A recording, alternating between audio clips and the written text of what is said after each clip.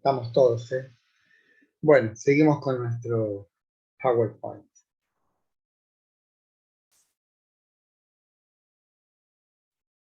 Bueno, acá tienen ahí el celestito elegantemente puesto abajo. Transpone un tránsito de algo a algo, de una forma laicizada, esto es, desdivinizada, y sobre el plano de un pensamiento abstracto, esto es, no es un pensamiento que esté basado en ejemplos, sino es un orden como fuera de representaciones sensibles, el sistema de representación que la religión ha elaborado, ¿no? La obra de Comfort señala un giro en la manera de abordar el problema de los orígenes de la filosofía y del pensamiento racional, puesto que era necesario combatir la teoría del milagro griego, la cual presentaba la física jonia como la revelación brusca e incondicional de la razón. Comfort tenía como preocupación esencial la de restablecer entre la reflexión filosófica y el pensamiento religioso que la había precedido el hilo de la continuidad histórica. En otros términos, ¿qué permanece y qué no entre el mundo mítico y la razón que indaga la física? Pero, agrega Bernard, no se trata solamente de descubrir continuidades entre uno y otro mundo, sino de establecer con claridad qué fue lo nuevo que expresó la razón naciente. En principio, el mito es un relato que de algún modo responde, pero justamente su respuesta está planteada antes de que se formule la pregunta. Claramente, es una pregunta ociosa la de la religión porque ya sabe de algún modo cómo va a ser respondida. No hay claramente una indagación, sino simplemente una exposición de algo que de algún modo ya estaba implícito. Son los dioses, son las deidades originarias que dieron lugar a esto que es el mundo, ¿no? Son los dioses que de un modo u otro han dado lugar a esto que está aquí y que somos. Tengamos siempre en cuenta que las preguntas que se hizo el pensamiento y que se hace aún hoy en la filosofía son las mismas que nos hemos hecho los seres humanos desde el origen. ¿Qué es esto? ¿Qué es esto donde estamos? ¿Tenemos alguna función, algún papel? ¿Hay alguna orientación acerca del significado de esta nuestra existencia aquí en el mundo? Esas son las preguntas que el mito responde, pero como se responde con algo que ya se sabía. En cambio aquí, justamente lo que hay en este pensamiento son conjeturas, son como, dice Nietzsche, cada pensamiento es una tirada de dados, ¿no? Es como ver qué ocurre. Pero más allá de los resultados efectivos de este pensamiento, hay una matriz, ¿no? Que es la que habrá de continuar durante todo el tiempo. Esa matriz es que, aunque todavía en Tales no está del todo claramente expuesto esta matriz, es detrás de los fenómenos, tal como son percibidos, existe un orden subyacente que organiza, articula, orienta, administra todos esos fenómenos que se nos aparecen en la experiencia. Cuando ya no los adjudicamos a la voluntad de determinadas deidades, nos quedamos con fuerzas que se entrecruzan, y en ese entrecruzamiento se da aquello que llamamos la realidad, la física, la naturaleza, ¿no? La innovación mental consiste en que estos poderes están estrictamente delimitados y abstractamente concebidos. O sea, la potestad de Zeus no está estrictamente delimitada, ¿no? Y no está concebida abstractamente. Se limitan a producir un efecto físico determinado. Y este efecto es una cualidad general abstracta. El agua, el aire, la tierra, el fuego. Los elementos de los jonios no surgen de vínculos matrimoniales entre dioses. En lugar de narrar los nacimientos sucesivos, se definen los primeros principios constitutivos de lo que es. principio constitutivo de lo que es, ahí tenemos que usar la palabra arjé, lo arcaico. Arcaico no es lo viejo, ¿no? Arcaico es lo básico. ¿No? Recuerden que la palabra, el verbo correspondiente a arcaico quiere decir mandar, ordenar. Concebido como un mecanismo, el mundo se vacía poco a poco de lo divino, que lo animaba entre los primeros físicos. Al mismo tiempo se plantea el problema del origen del movimiento. Lo divino se concentra fuera de la naturaleza, en oposición con la naturaleza, impulsándola y regulándola desde el exterior, el note de Anaxágoras. Después veremos qué es eso. En lugar de eso se narran los nacimientos sucesivos, define los primeros principios constitutivos de esa. Bien, detrás de la naturaleza se reconstituye un trasfondo invisible, una realidad más verdadera, secreta y oculta, de la cual el alma del filósofo tiene la revelación, y que es lo contrario de la física. Parménides, bueno, acá hay un montón de elementos que después vamos a desarrollar. Por ejemplo, el segundo capítulo de Bernan está dedicado a lo que estudiamos nosotros con Rode y Dodge, o sea que por eso lo pasaremos así, rápidamente, porque ya hemos transitado por él. El nacimiento de la filosofía parece pues solidario de dos grandes transformaciones mentales. Un pensamiento positivo que excluye toda forma de lo sobrenatural y que rechaza la asimilación implícita establecida por el mito entre fenómenos físicos y agentes divinos. Un pensamiento abstracto que despoja a la realidad de este poder de mutación que le prestaba el mito, que rehúsa la vieja imagen de la unidad de los contrarios en provecho de una formulación categórica del principio de identidad. Todo esto es un poco oscuro y vamos a tratar de explicitarlo, ¿no? Lo primero que tenemos que pensar es qué significa abstracción, ¿no? ¿Qué es una abstracción? En sentido etimológico, en abstracción, que es una palabra latina, está la palabra tractum, que es tractor, ¿no? O sea, una suerte de movimiento en el cual el pensamiento, dirigiéndose a un determinado fenómeno, retiene y quita de ese fenómeno determinados elementos. ¿No? Eso es una abstracción. Ahora, ¿qué elementos son los que abstrae? Justamente esto que nos referíamos antes con respecto del concepto, seguramente en la abstracción lo abstraído de aquella realidad que se nos propone son elementos esenciales. Y entendemos por esencia la constitución básica, insoslayable de algo. ¿Qué es la esencia de algo? Sino su definición, su concepto, podríamos decir. Entonces lo que hace este primer pensamiento es abstraer del orden de esta totalidad determinadas cuestiones. Y por supuesto esas cuestiones estaban ya presentes en el mito. Por ejemplo, en el mito hay una está circunscripto, hay jurisdicciones. El cielo es asunto de algunos dioses, la tierra de otro, las aguas de otro.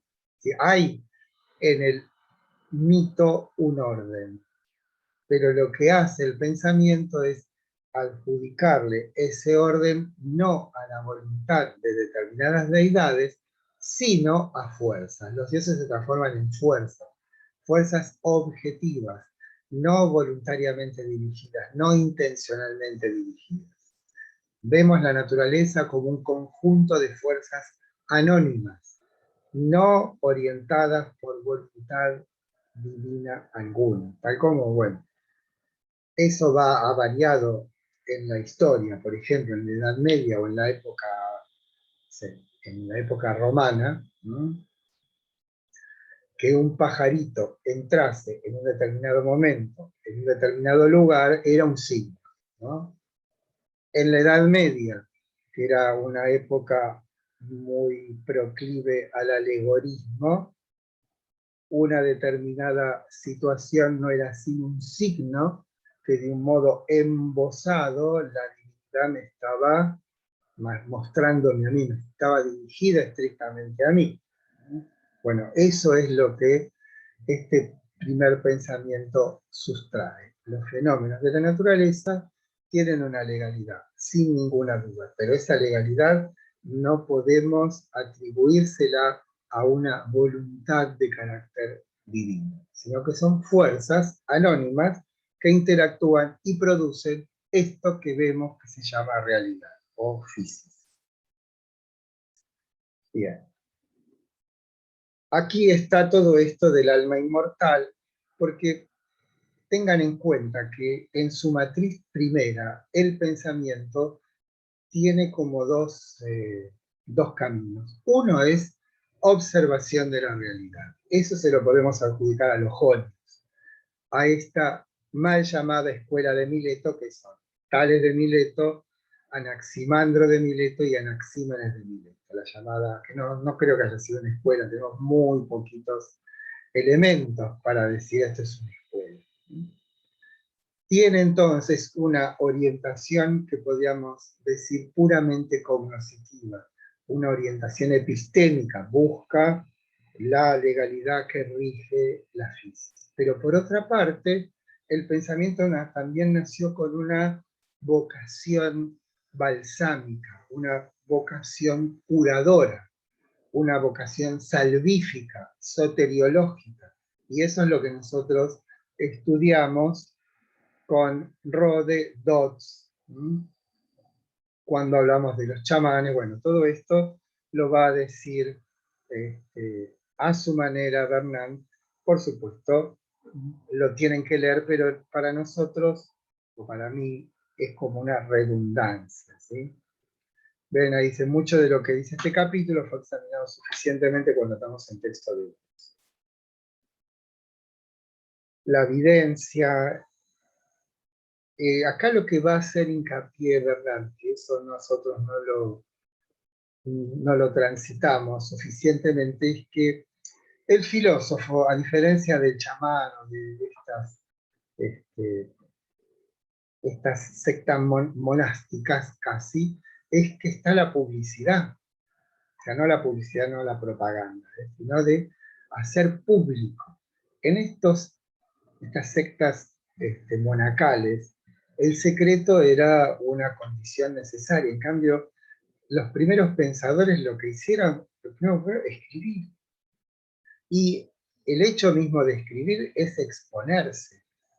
Y esa exposición da lugar a una suerte de diálogo, muchas veces una disputa con algún otro que habría leído ese texto y dijese, bueno, todo esto no es sino un error y yo voy a proponer otra doctrina acerca de lo que está diciendo este colega mío. O sea, eso es un hecho básico, fundamental y esencial, que es la comunicación de ese pensamiento, y no que quedase endogámicamente enclaustrado en una secta de carácter monástico, ¿no? Eso es la cuestión de la publicidad. Otro elemento que tenemos que tener en cuenta es esta concepción de que existe un orden oculto que no es el manifiesto, ¿no? Heráclito dirá, como dice, realidad oculta mejor que la manifiesta, ¿no? Dice eso. Bueno, acá tiene el asunto de que habíamos hablado de la técnica que enseñan o habrían enseñado los chamanes, tiene que ver con esta idea que está íncita en el puritanismo de que el cuerpo, de alguna manera, si se lo deja a su, digamos, que se despliegue libremente, hace que el alma pierda su tensión. Y esa distensión del alma es lo que le impide, en última instancia, recuperar su integridad. Y esa disolución de esa integridad lo que hace es que, si en tanto reencarnamos, porque el alma es inmortal, las reencarnaciones sucesivas de aquellos que habrían dado un lugar preponderante al cuerpo en su vida, en su existencia, habrán de encarnarse en seres inferiores, ¿no? Bien. Aquí está lo que sería lo que diremos, lo que dirá Bernard acerca de el tema de la publicidad de la ciudad. Conclusión: la razón no se descubre en la naturaleza, está inmersa en el lenguaje, ¿no? Esa sería la conclusión de todo esto. Vamos a volver a vernos las caras, ¿sí? Bueno, aquí entonces termina nuestro primer tramo, ¿no? De todas maneras, voy a seguir un poco más porque, si bien nos referimos solamente a Tales de Mileto, debemos hablar sobre todo del más importante de los tres, que es Anaximandro de Mileto, y de Anaxímenes, bueno, diremos algo. Entonces, lo que vamos a ocupar lo que queda de la clase de hoy es hablar un poco más de Tales y sobre todo de Anaximandro. Como decíamos, Tales de Mileto no conocemos lo que dijo, sino que son referencias de otros autores, ¿no? Esto es, de los presocráticos, que es así como se llama a estos pensadores, no tenemos ninguna obra completa. Solo tenemos fragmentos, algunos significativos, otros lamentablemente se han perdido. Seguimos con esta lógica de tener pequeños elementos, y con esos elementos intentar reconstruir un todo, pero esa reconstrucción es, como decíamos, conjetural. Bueno, se dice en las anécdotas de Tales de Mileto que mirando las estrellas se cayó en un pozo y una criada tracia se burló de él, ¿no? Como diciendo, estos pensadores están tan preocupados por lo que está más allá que se desentienden del más acá, y el más acá le tiende trampas, ¿no? Pero como bien se dice también, en tanto astrónomo también, astrónomo o meteorólogo podríamos decir, supo Tales que la próxima cosecha de aceitunas iba a ser buenísima, entonces lo que hizo fue alquilar los trapiches, que es donde se muelen las aceitunas para hacer el aceite de oliva, y se hizo rico. O sea que, si bien miraba las estrellas, también estaba bien fijado en este mundo. George Soros, uno de los hombres más ricos del mundo, ¿cómo se hizo rico? Primero era filósofo, ¿no? Discípulo de Popper. Percibió que, digo por dos puntas, ¿no? Que en realidad lo importante es la atención muy precisa en los fenómenos. Se dio cuenta de que la asimetría armamentística entre la Unión Soviética y los Estados Unidos en la época del gobierno de Carter no iba a permanecer, que esa era una suerte de inconsistencia histórica, pensando en el carácter de los estadounidenses. Entonces, todos sus ahorros los invirtió en empresas de armamento, ¿no? En los que fabrican aviones, cohetes, ese tipo de cosas. Y lo que ocurrió claramente es que la historia le dio la razón, porque el gobierno que siguió al de Carter fue el de Ronald Reagan, que lo primero que hizo fue armarse hasta los dientes, con lo cual las acciones de las empresas armamentísticas subieron y se hizo inmensamente millonario. Bueno, esa fue la lógica también de Tales de Mileto, que por eso digo se enriqueció rápidamente. Bueno, pero más allá de esa astucia de la razón de Tales, él decía, como ya aludimos en algún momento, que el universo, la física, está compuesto de 4 elementos. Esos 4 elementos, como también dijimos, provienen de la astrología babilónica. Y esos 4 elementos no son equivalentes, sino que hay uno que es arjé, esto es arcaico, principio o fundamento de los otros. Por la transformación de lo líquido tenemos la tierra, tenemos el fuego y tenemos el aire. No mucho más dice o sabemos que dijo Tales. también habló de la tensión que existe entre los elementos. Entonces, hay una relación entre ellos. Y la relación entre ellos es una relación de oposición que en última instancia es lo que produce esto que llamamos naturaleza. Pero más allá de la supuesta incorrección o inexactitud de este pensamiento, lo que nosotros debemos tener en cuenta es el intento de explicar un fenómeno abstrayéndose o despojándose de toda causalidad de carácter divino. Y en eso hay esa tendencia no ha variado a lo largo del tiempo. Esa es una nota esencial del primer pensamiento.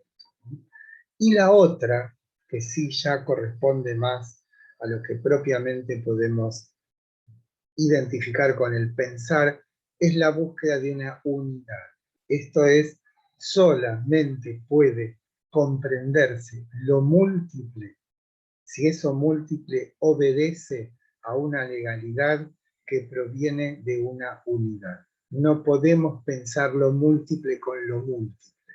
Hay que pensar lo múltiple desde una unidad. Esa unidad es una unidad explícita. Lo líquido, el agua, ella es la fuente y el origen de nosotros, ¿no? O sea, nosotros nos encontramos con toda una serie, nunca encontramos al agua, nunca encontramos lo aéreo, nunca encontramos el fuego, encontramos fuegos particulares, encontramos cosas particulares, encontramos elementos que se manifiestan, olas del mar, nubes, cielo, pero nunca, por eso lo de abstracto, nunca la tierra como tal, el fuego como tal, el aire como tal, el agua como tal. No sé si bueno, a eso es a lo que se refiere Bernard con abstracto. Y hay movimiento, y ese movimiento tiene que ver con la propia naturaleza de cada uno de esos elementos.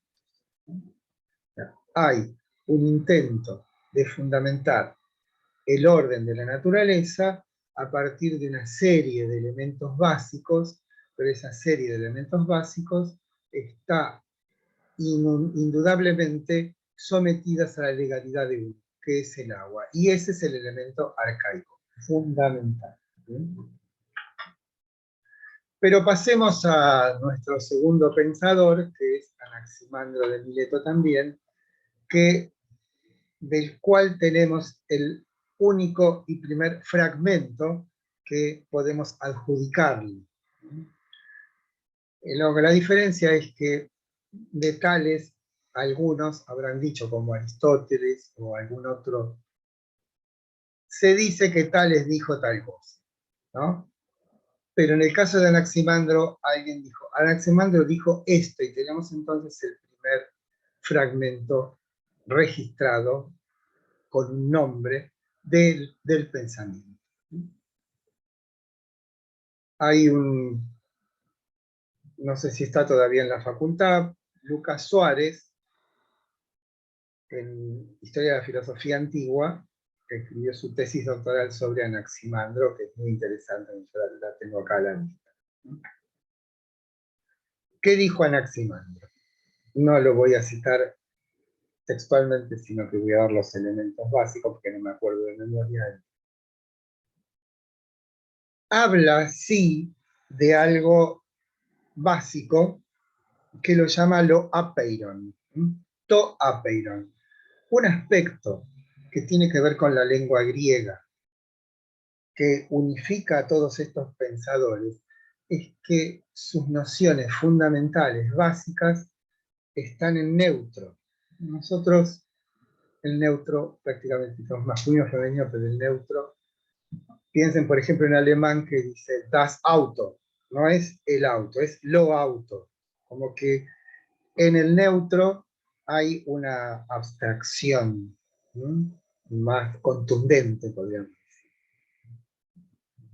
To apeiron, ese to es el artículo determinativo, en griego no existe el indeterminativo, sí el determinativo, en latín ninguno de los dos, ¿no?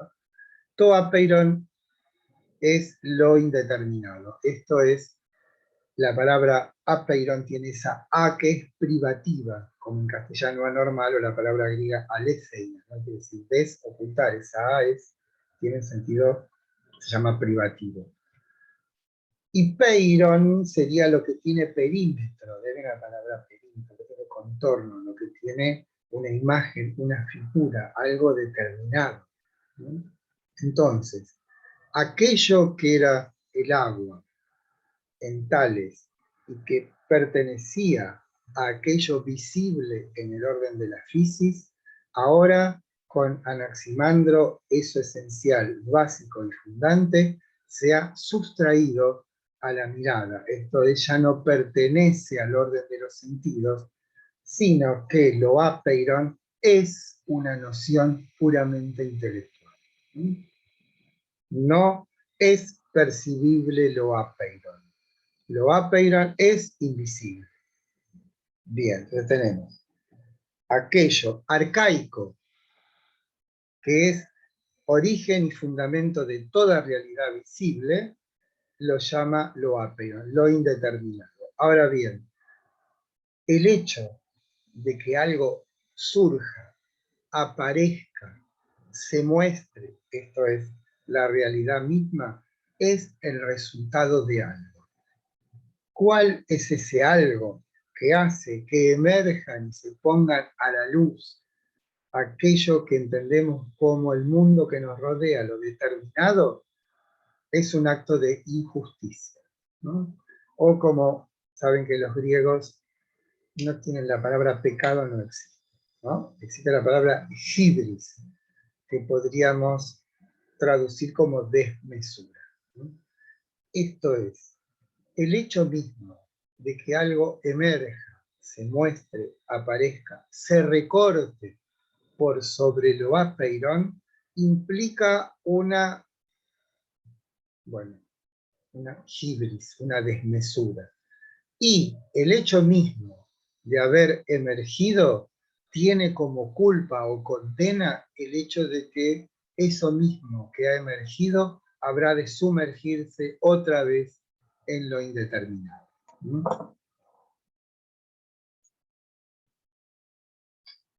Dicho de un modo crudo, ¿sí?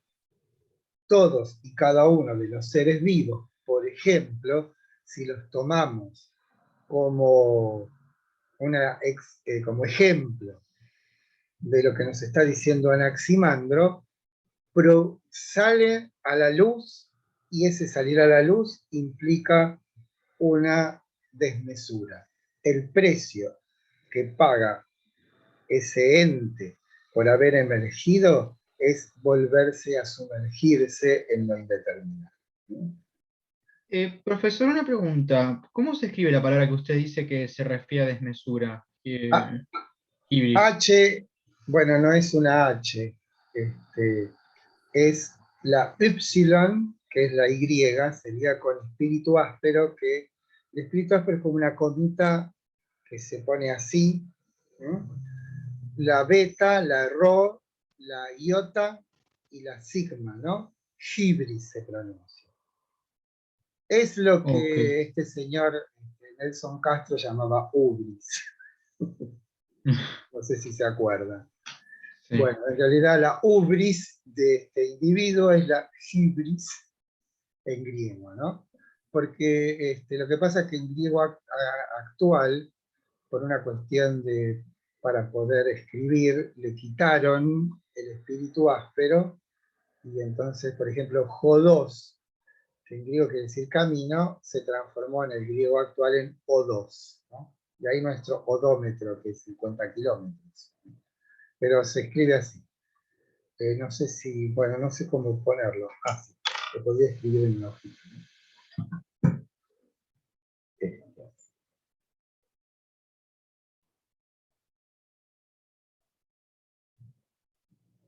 No sé si se ve ahí. Bueno, se ve al revés, ¿no?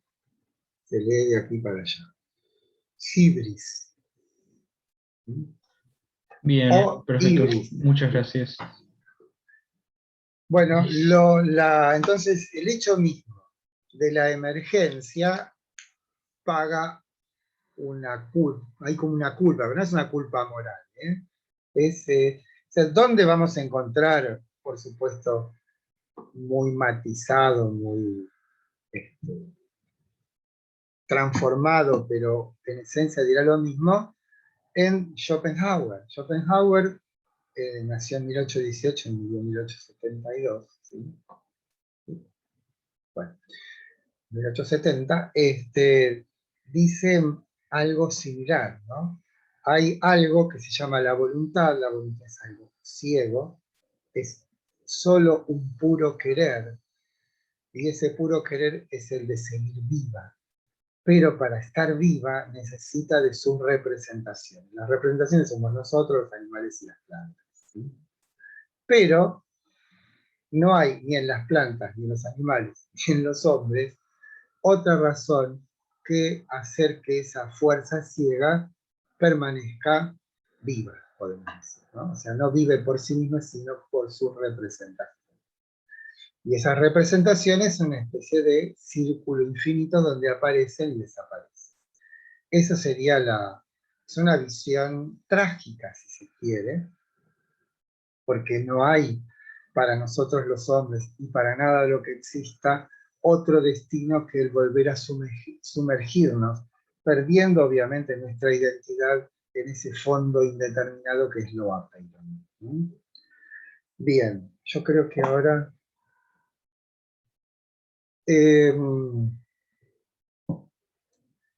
hay, bueno, detalles ya más filológicos, porque con el tiempo se descubre en otra versión de la frase de Anaximandro una palabra que es alelois, que quiere decir uno con otro, como diciendo que en realidad esa realidad que surge, esos entes que surgen entre los que nos contamos, caen otra vez en lo apeiron por una suerte de tensión entre ellos. O sea, no es que haya un designio de carácter metafísico que dice, bueno, surjan, pero el pecado de surgir será pagado con este regreso. No. En realidad, la tensión existente entre los entes que aparecen, esto es la naturaleza, es lo que los sumerge nuevamente en eso indeterminado que es lo apeiron. Bien. La novedad, entonces, que encontramos en Anaximandro respecto de Tales es una suerte de salto, un salto en la intelectualización de los fenómenos. Porque, primero, tengan en cuenta esto que digo, porque lo vamos a ver reproducido a lo largo del tiempo. Para poder pensar lo múltiple, debo suponer o presuponer lo uno.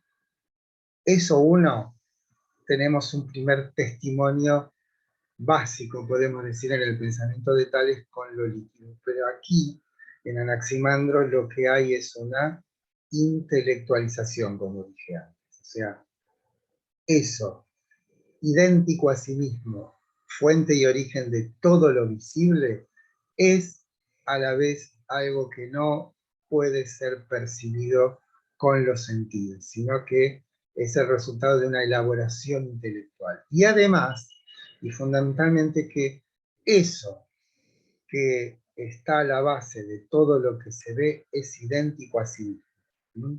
Y que además no, bueno, en este caso quizás no sea todavía pertinente decirlo, el efecto de eso, lo apeiron, que son la totalidad de lo que existe, no incide sobre lo apeiron, sino que es un camino que va de lo apeiron a las cosas.